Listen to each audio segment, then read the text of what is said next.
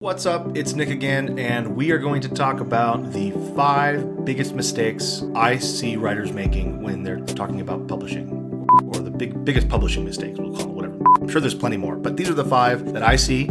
Some of them I've done. I'm not going to tell you which ones, but you can figure it out. Let's just jump into it.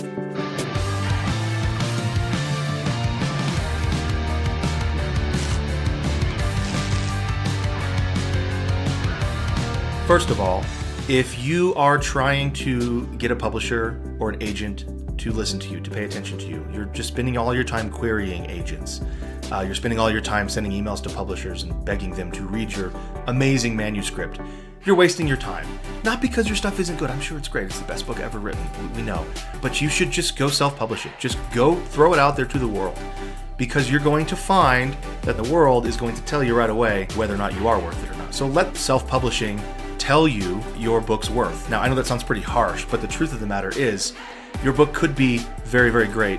It could be the best book ever written. And it's just the wrong time. It's just the wrong market. It's just the wrong genre. You haven't really identified what it's truly about. That's sort of what's happening when you're sending it to publishers. Maybe they're in the wrong season. They don't want something like what you've written right now.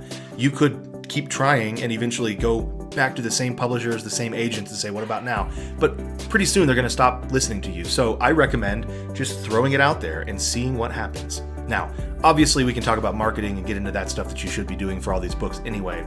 But the point of this first mistake is you should just go see what your book can do and try it yourself. Because at the very least, you're going to get an education. You're going to understand what publishing is all about, what writing is all about.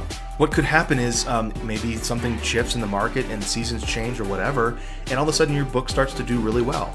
My book, The Enigma Strain, profited $80 the first year it was out. And now, well, it makes a little more than that, and it's got about 3,000 reviews.